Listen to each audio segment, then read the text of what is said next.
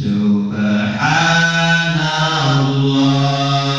walhamdulillah wala ilaha illallah wallahu akbar la haula wala quwwata illa billahil aliyyil azim.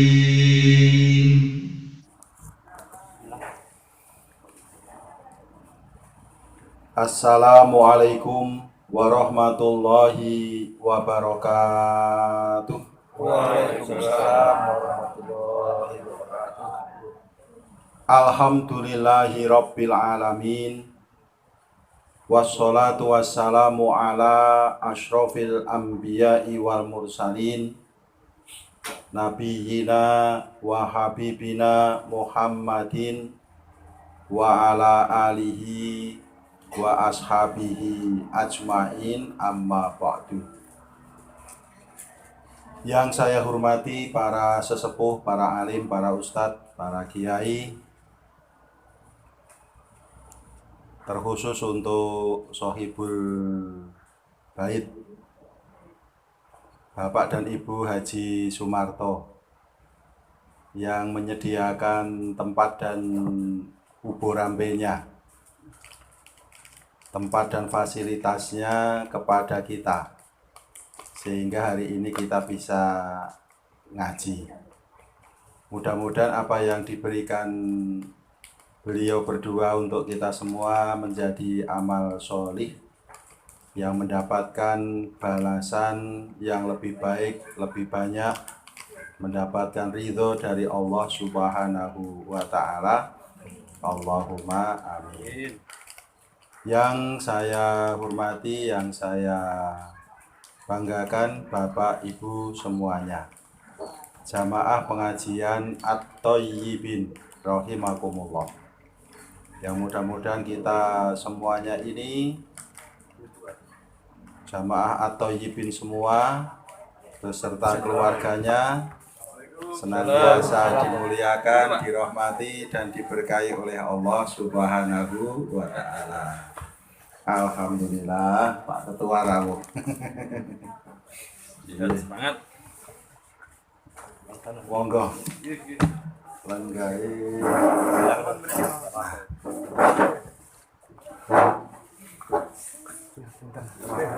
Sugeng rawuh Pak Ketua, Pak Haji Karno Anggoro Esa, beserta Bu Titut Purwiyati.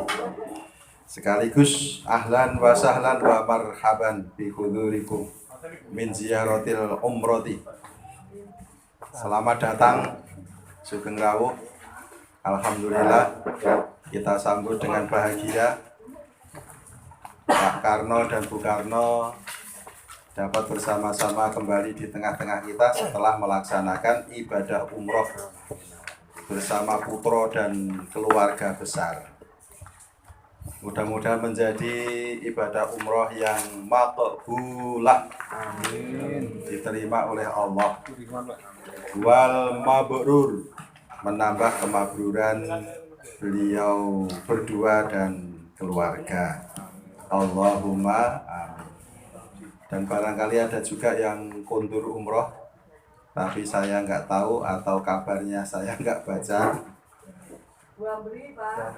Oh, Bu Ambri nggih kontur umroh. Iya.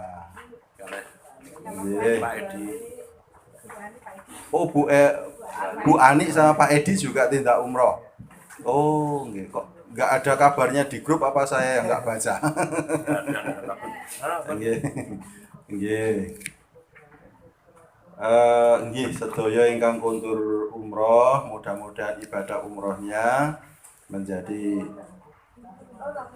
ibadah yang makbulah, yang diterima, mendapat pahala dan ridho dari Allah Subhanahu wa ta'ala. Allahumma amin. Yang sakit kita nanti doakan supaya diberi kesembuhan. Bu Ani akan operasi ya, Sampun. Nah, mudah-mudahan proses sembuhnya, proses pulihnya juga tidak lama atau malah sudah pulih kembali. Kemudian Bu Slamet ingkang ludira andhap, nah mangke saged normal nggih. Mboten kok terus dhuwur nggih. Saged normal, saged sehat malih.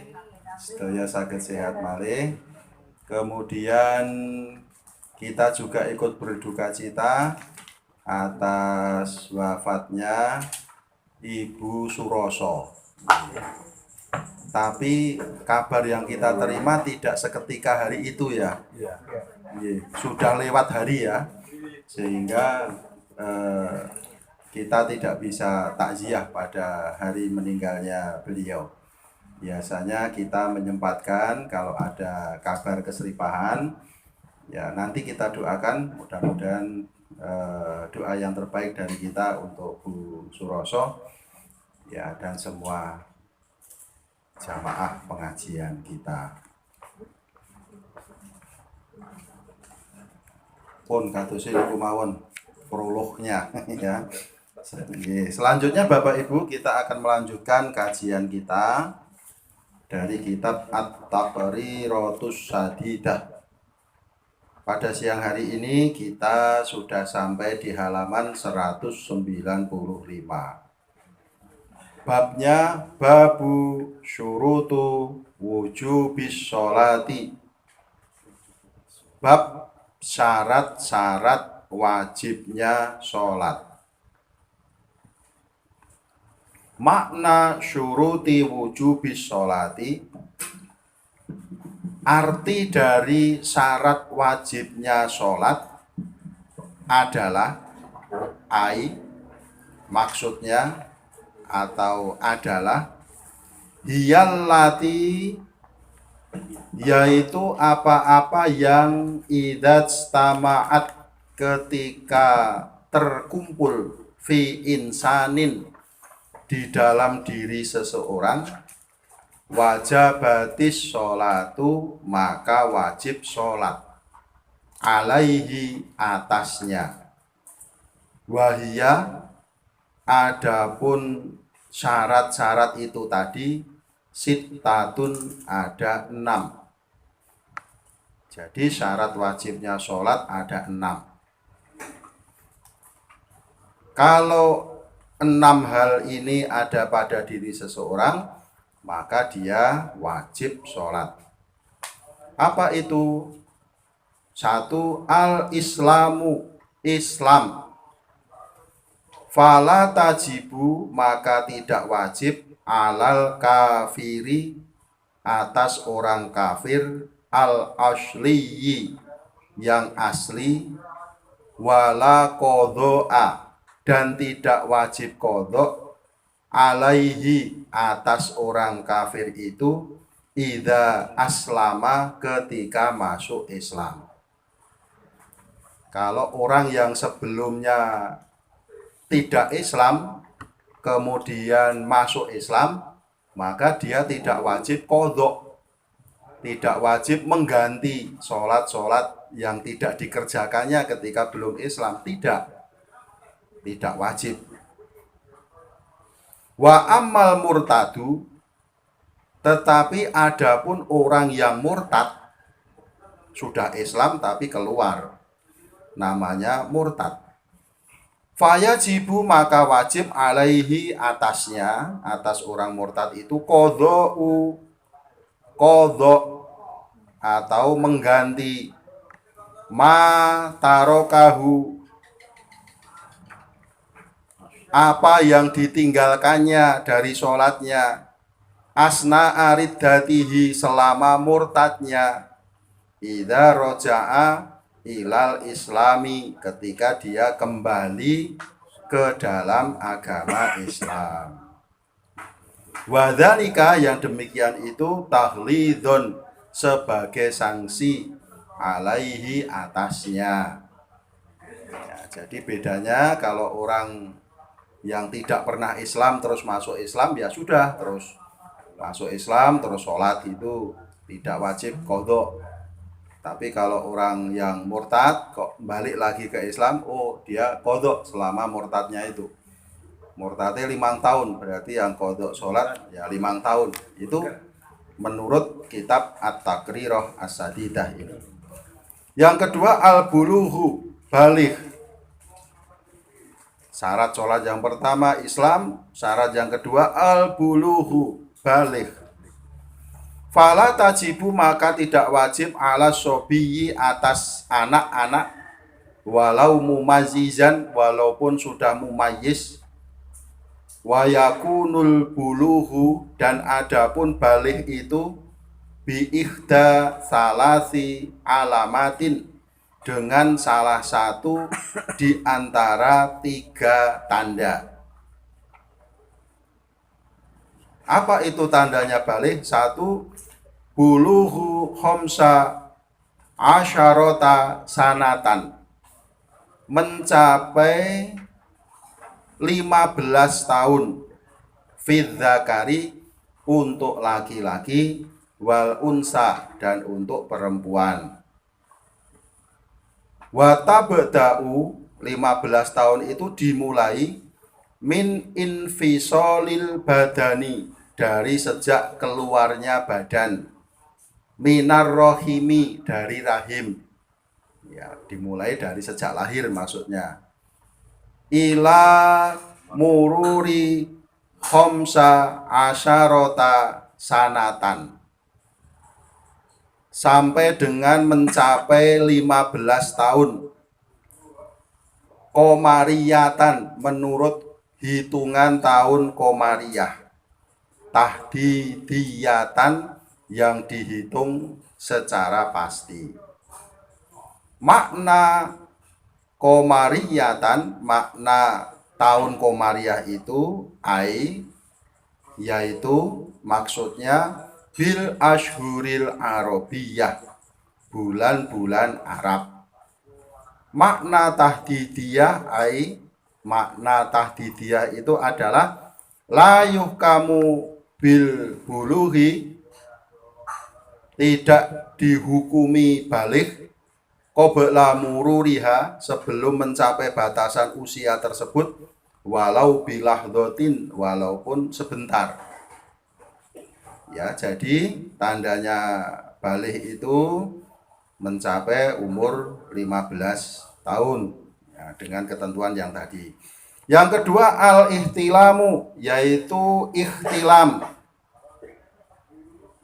fidzakari, untuk laki-laki, wal unsa, dan untuk perempuan, litis'i sinina, ketika umur 9 tahun, komariyatan, menurut tahun komariyah, takribiyatan, kira-kira pada kisaran itu, fidzakari, untuk anak laki-laki, wal unsa, dan untuk anak perempuan. Wal ihtilamu, adapun ihtilam itu adapun ihtilam khurujul maniyyi, keluarnya mani, cairan pertanda baligh atau dewasa. Sawaun fin naumi, baik itu ketika tidur, awil yaqadhati, maupun ketika jaga, baik tidur maupun ketika sadar, ketika bangun.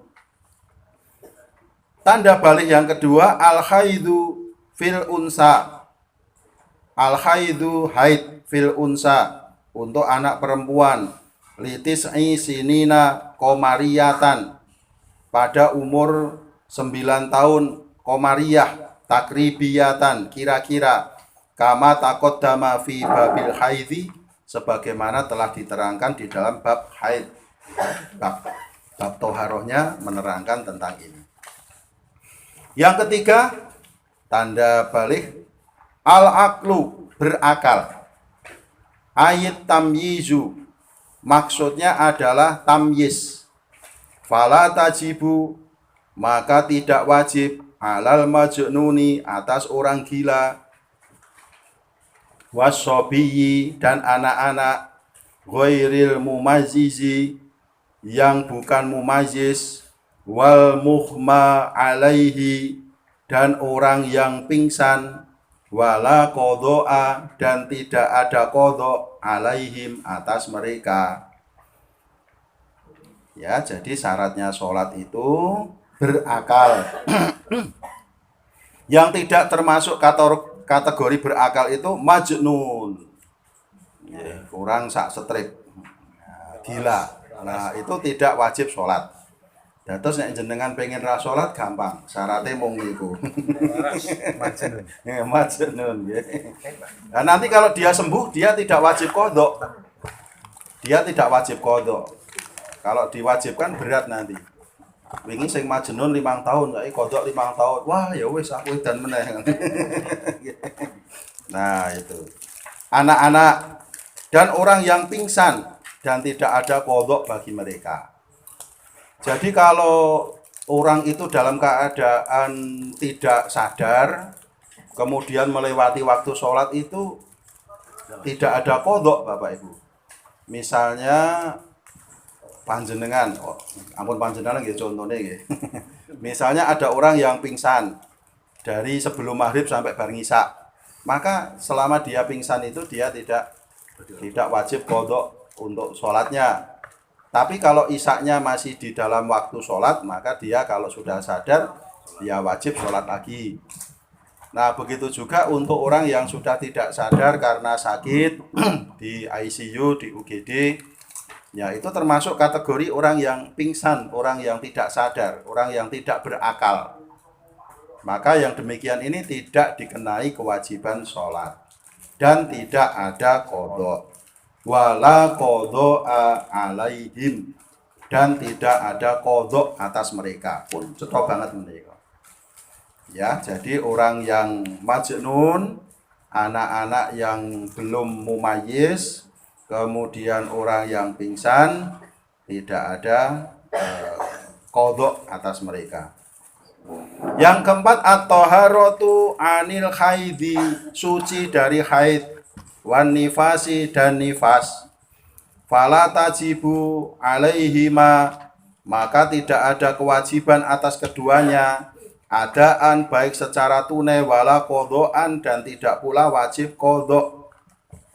Kama qala sahibu Safwatuz Zubadi, sebagaimana dikatakan oleh pengarang kitab Safwatuz Zubad, fardun ala mukallafin qad aslama. Salat itu wajib atas orang mukallaf, orang dewasa yang Islam. Wa an mahidin wa nifasin saliman, dan untuk orang yang haid dan nifas bebas, tidak terkena kewajiban sholat. Jenengan rak nggih mboten model qadha to nggih nek haid atau nifas ya. Jadi memang tidak ada kewajiban untuk qadha bagi orang haid atau nifas, ya sudah enggak sholat gitu saja. Kok penak ora entuk meri sing kakung. Karena memang begitu sunatullahnya, yaitu sudah qadarullah. Yang kelima, bulughud dakwati, sampainya dakwah, sampainya ajaan Islam. Fa idza lam tablughu, apabila tidak sampai ad-da'watu dakwah, fala yajibu, maka tidak wajib alaihi atas orang itu al-qadha'u mengqadha salat indar Romli menurut Imam Ar-Romli, khilafan tetapi berbeda libni Qasim dengan Imam Ibnu Qasim. Imam Ar-Romli berpendapat orang yang tidak sampai dakwah Islam kepadanya, ya, orang yang tidak tahu Islam sama sekali, ya, apakah ada Bapak Ibu? Ya ada, mungkin orang-orang yang di pedalaman, ya, yang tidak pernah dengar Islam itu apa, seperti apa, atau orang yang memang tidak mengikuti dakwah Islam sama sekali. Nah, ini menurut Imam Romli, kalau dia masuk Islam tidak wajib qadha, tapi kalau Ibnu Qasim mengatakan dia wajib qadha. Ya, berbeda pendapat, ya enggak apa-apa, memang banyak perbedaan pendapat di dalam menyikapi hukum Islam. Tapi menurut saya orang itu tidak wajib qadha karena sama hukumnya seperti orang yang baru masuk Islam, dia tidak harus mengganti sholat yang dulunya tidak pernah dikerjakannya. Yang keenam adalah salamatul hawasa, yaitu selamatnya indra. Fala tajibu, maka tidak wajib alaman khuliqa a'ma asomma walau natikon. Fala tajibu, maka tidak wajib alaman atas orang khuliqa yang diciptakan oleh Allah a'ma dalam keadaan buta, asomma lagi pula dalam keadaan tuli, walau natikon, walaupun dia bisa bicara, wala qadha alaihi, dan tidak ada qadha atasnya, idza ruddat, apabila kembali ilaihi kepadanya hawasuhu, indranya. Nah, jadi kalau orang yang kehilangan indera penglihatan dan pendengaran, ini menurut kitab At-Taqriratus Sadidah ini dia tidak terkena kewajiban sholat karena dia tidak tahu sholat itu bagaimana, bacaannya bagaimana, karena dia tidak bisa mendengar. Ya, dia diajarin tulisan tapi dia tidak bisa melihat. Kalau suatu saat nanti inderanya ini kembali, ya dia tidak terkena kewajiban untuk qadha. Saya kira ini yang kita kaji siang ini Bapak Ibu. Yang berikutnya ini adalah kasus-kasus, tapi sepertinya sekarang sudah siang ya. Nanti kita masih mendengarkan sambutan dan oleh-oleh dari Pak Ketua. Ya. Kemudian ya mudah-mudahan nanti sebelum duhur 11.59 ya duhurnya. Nanti sudah rampungan, sudah selesai. Kalau kita lanjut nanti mepet selesainya. Tapi sedikit-sedikit, tapi lumayan ini kita sudah dapat berapa ini ya. Dari kitab yang kita baca ini kan kita sudah dapat banyak, dan mungkin ada hal-hal yang baru bagi Bapak Ibu ya terkait dengan pengetahuan kita tentang sholat melalui kitab ini. Demikian, mudah-mudahan bermanfaat bagi kita semua. Mohon maaf semua kekurangan dan kekhilafan. Alhamdulillahirabbil alamin. Wassalamualaikum warahmatullahi wabarakatuh.